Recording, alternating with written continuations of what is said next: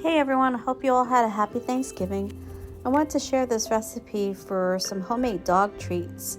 4 ingredients, all natural, a little time consuming to make for sure, but the dogs really loved it and it was a lot of fun.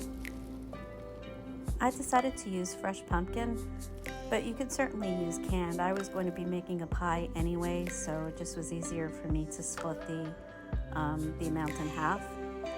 But anyway, this is basically what I started off with, and just a pie pumpkin that I cut into sections. And I then also added carrots. And I had 2 carrots, but I probably could have just used 1. I didn't peel them or anything since they were just going to be ground up, but I scrubbed them really well before I used them. So I threw the carrots into my Ninja with about 1 inch of water, ground them up, and it came out with a little bit of texture, which is exactly what I wanted. And I had already set my oven to 350, so now it was time to throw in the pumpkin and let it start baking. So I checked on the pumpkin at about the 20-minute mark, and some of the bigger pieces definitely weren't tender enough yet. Smaller pieces were doing pretty good, but I decided to leave it in for another 10 minutes or so.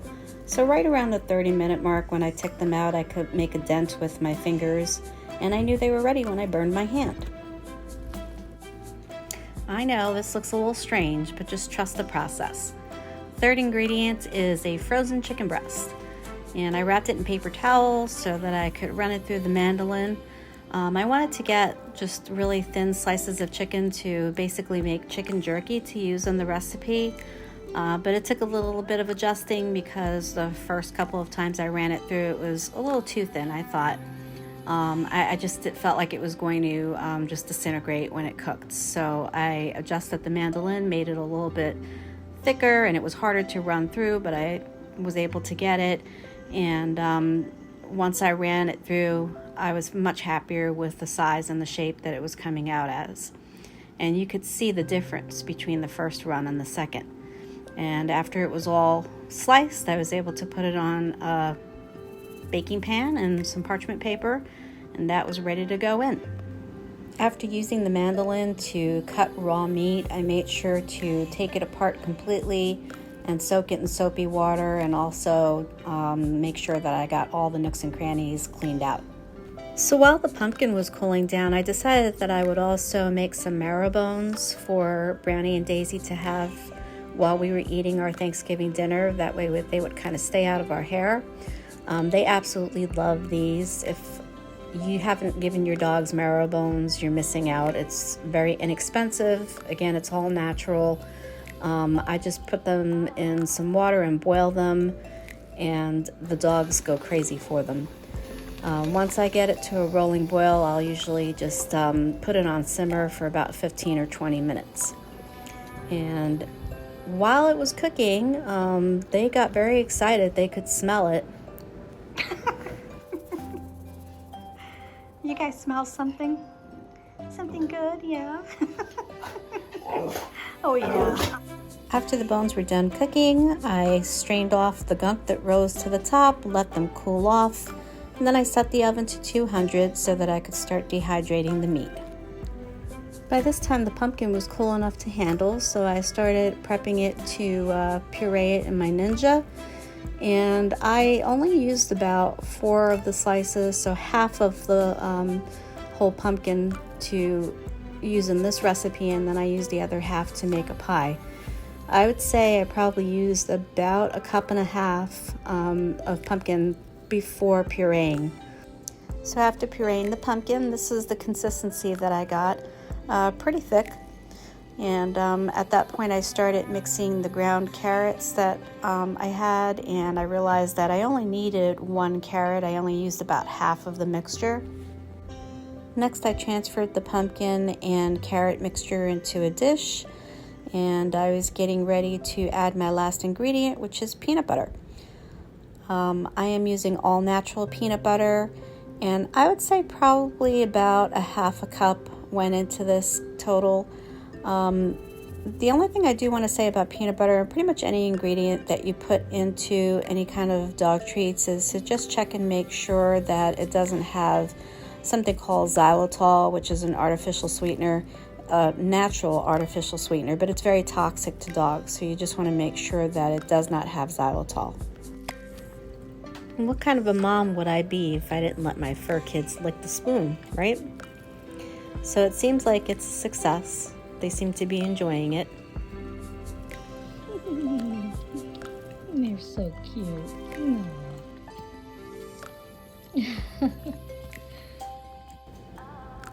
After about an hour of cooking, this is what the meat was looking like. And I didn't think that it was going to get done anytime soon, so I increased the heat from 200 to 250 at this point. Dehydrating meat in an oven is definitely not a quick process.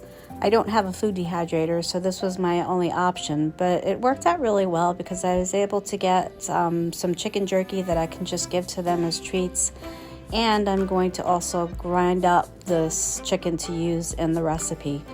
Also got the marrow bones dried, and the smaller piece wasn't actually a bone, it was just a piece of meat, and Brownie's gonna love that. So the reason that I wanted to grind this chicken up is because I figured the recipe needed something like flour in a batter recipe, you know, just something to really bind the recipe together and hold it together. I have this little coffee grinder thing that I've used in the past for spices and things like that, and I thought that it would be the perfect opportunity to grind this chicken up really, really fine and be able to use it as a binder in the recipe. So this was actually the consistency that I was hoping for. It was very finely ground. I had to do it in batches, but it came out great. So after grinding all the dehydrated chicken, this is what I ended up with. It was just about a half a cup, which wasn't too bad. I added that to my pumpkin, peanut butter, and carrot mixture, and I felt that it really did do what I wanted it to do, which was just hold the recipe together a little bit more. There were some bigger pieces in there, but all in all, it worked well. Since I wasn't 100% sure how this recipe was actually going to come out, if it would fall apart and crumble or if it would actually hold together once it's dehydrated, I thought I'd give myself options, and I wanted to freeze part of it and just see how that would work out. So after I mixed everything together, I filled these two little plastic holders that used to be filled with dog treats that I got from the store, and froze that, and I did give it to the dogs and they absolutely loved it. So you can also do this frozen if you didn't want to actually bake it or dehydrate it. So after rolling the mixture out between wax paper and scoring it, I dehydrated it at 250 for about 4 hours. Ta-da! So here they are, finished products, sort of. Well, yeah, they're definitely finished now. Yesterday they were actually done, and I think I made a mistake because I didn't take them off of the sheet fast enough, and I just kind of let them cool on the baking sheet. And when I went to take them off, they were really soft and still moist on the other side. Sorry about that word. I know you guys don't like that, but anyway, I had to put them back into the oven again at 250 today because now it's actually Thanksgiving today.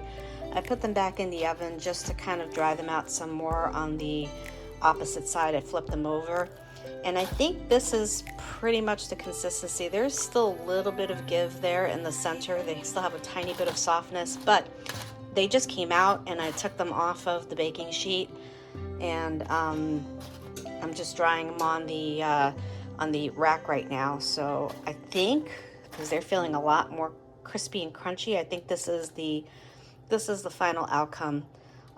It's kind of more what I wanted, is to have them be a little bit more crunchy. And if I break one, I think you could even hear. Yeah, definitely. That is definitely what I was looking for. So, lesson learned. Just like when you're making cookies, if you take it out of the oven after it cools off a little bit, you can put it on a rack and dry it. So, so it becomes crispy on the bottom instead of soft and mushy. and wet. But anyway, so here they are, all done. And I've already experimented with these on Brownie and Daisy, and they absolutely have gone nuts over them. They love them. A lot of work, but I think it's a nice treat for them for Thanksgiving. Come on out. All right. We have gifts. Hey, do you mind? You come bearing gifts? Brownie, how long do you think it's gonna take for you? Well, he took off with it pretty fast. How about you, Miss Mary? Look, I see a nose. I see a nose. I see a nose. Oh, oh God. I think they're gonna be busy for a while. You think? What do you think? Do you like it? She's gonna be working on that for a while. He's making himself comfortable. Oh boy. Oh boy.